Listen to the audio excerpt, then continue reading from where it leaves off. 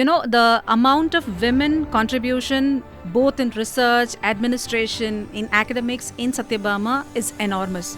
What are the major topics on which women are researching, ma'am? Okay, I will give you some very, very interesting information. See, we have something called as organic agriculture. Could you let us know the ratio of funding when it comes to research for male and female? When we talk about funds, mostly it is not about a male doing a research or a woman doing a research. In technology or science, we have women being part of the research centers. Ma'am, I am pursuing my second year in visual communication. What type of research can I do? I say research is asking questions. We were talking about seed funds, we were talking about startup funds. So all this is facilitated by our Chancellor ma'am. Way you do your theatrics and all that, you will need AI to help you. And when it comes to women, we have an additional support, okay, because our Chancellor ma'am is not only supporting research.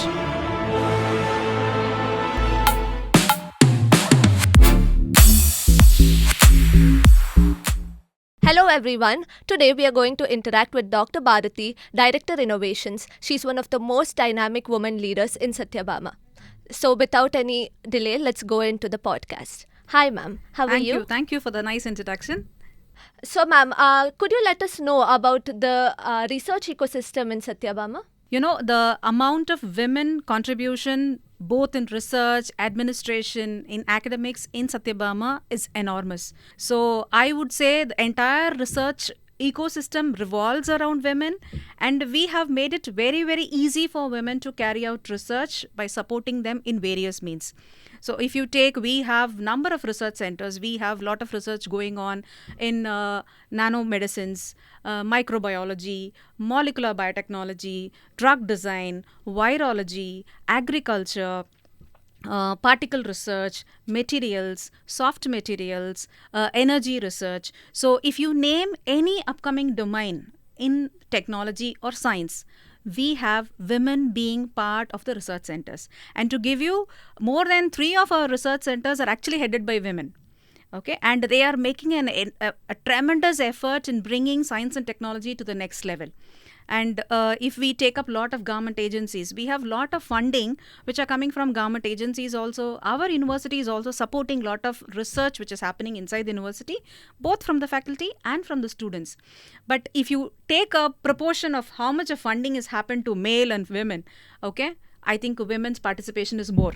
So that is the kind of participation that women have in research, and this is something new which happens only in Satyabama. Okay.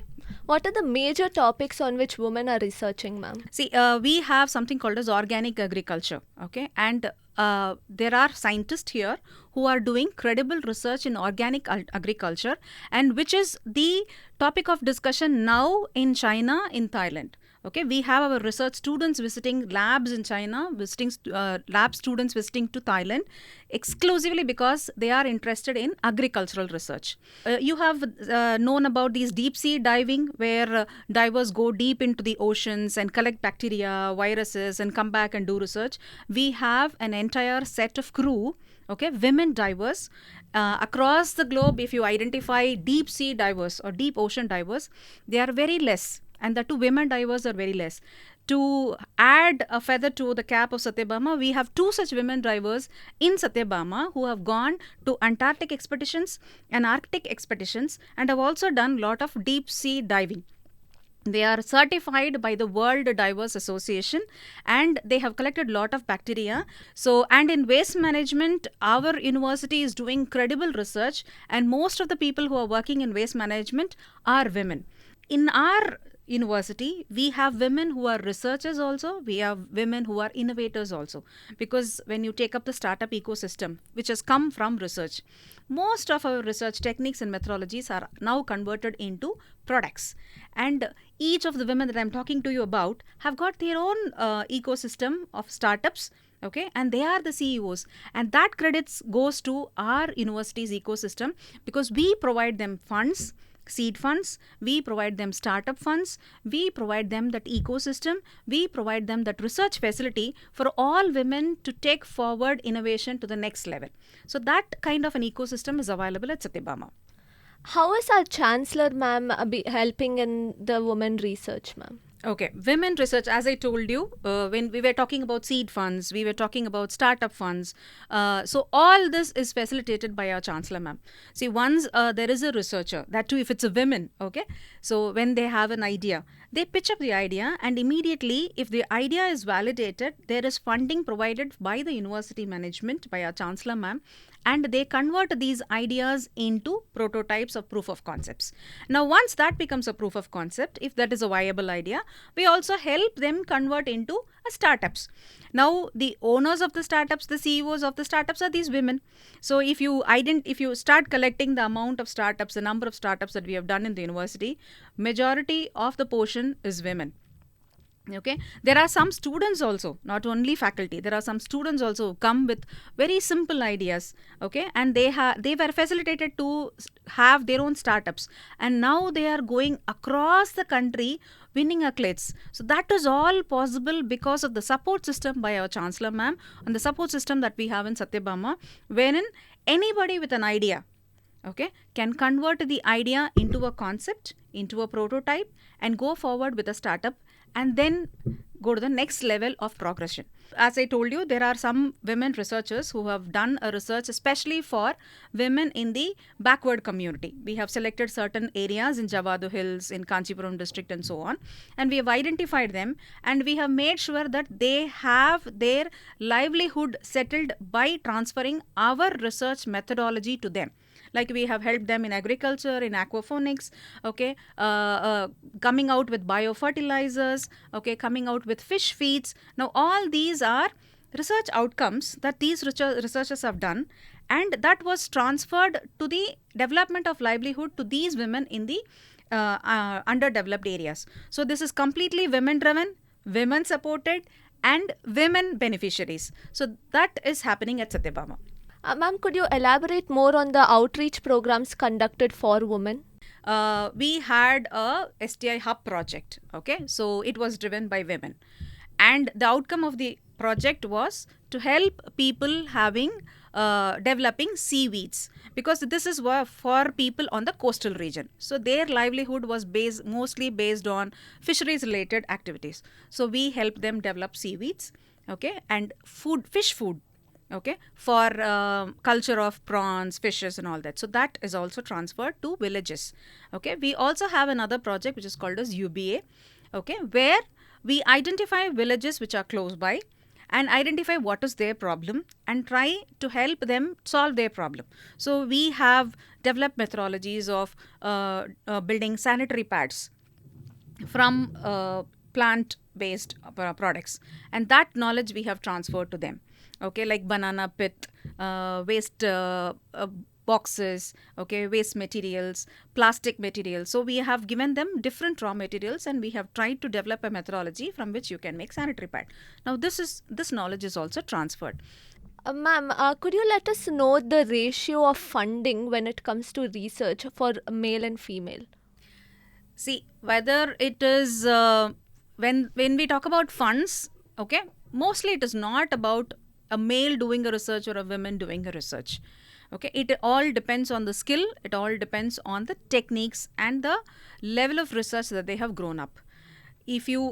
Because you've asked this question, if I take up a statistics on how many people have taken research funding from the university, okay, or even from other government agencies or non-governmental agencies, definitely the proportion of women is higher, because there are more number of women who are involved in research. Okay, and if you take up the number of projects which are validated, again the number from the women is higher. Ma'am, I am pursuing my second year in visual communication. What type of research can I do? See, for a student, I want to put it very, very simple. Okay, research is asking questions. Okay, research is only curiosity. You start asking questions around, seeing problems around. Why is this happening? How do I solve it? Or how do I betterment something which is already available? Okay, if you ask all these questions and start finding out answers, you're already doing research. Be you are a first year student, second year student, or which department you are, that is not important. Okay, and in these years, research is not pertaining to one domain or one department. It always goes multidisciplinary. Okay, maybe in your sound design technology, or maybe in the way you do your theatrics and all that, you will need AI to help you. Okay, maybe give you scripts. Okay, I have gone through research material where you give annotations about scripts and the entire script is generated by AI, or you generate script in one language and it gets translated to multiple languages. So all this is possible because of AI. So there is a lot of research actually happening in that part of the Viscom department. Okay, so seeing forward, it is not research in one department, it is always multidisciplinary and it is always interdisciplinary. And with so many research facilities that we have, and also academic students we have, we can always have a very good amalgamation of these two come together and have wonderful research going forward. So be it a student or a faculty, the support ecosystem is there. Ask questions, find out the right faculty to support you. Okay, reach to the right center. Okay, and then come forward for research. Are there any research topics that are completely driven only by women? Completely driven by women. As I told you, most of the livelihood improvement technologies in our university are driven by women. I think I gave you examples of waste management, aquaponics, hydroponics, diving, deep sea diving, bacterial research. Of course, they are mostly driven, organic agriculture. Okay, all these are mostly driven by women in our university. Ma'am, do you think that a research on menstrual health is very important at this period of time? Definitely, yes. I want to again tell you there is one research which is going on. Children who have physical disabilities, like we have children with spasms and all that. So, those children, those girls, they will not have control or they will not be able to identify when they will have their menstrual cycles. So, we are developing an equipment, not even an equipment, a test pill. Okay, so the test pill can be used by the parents or the caretaker on a regular basis to find out when will the child have a menstrual cycle starting off.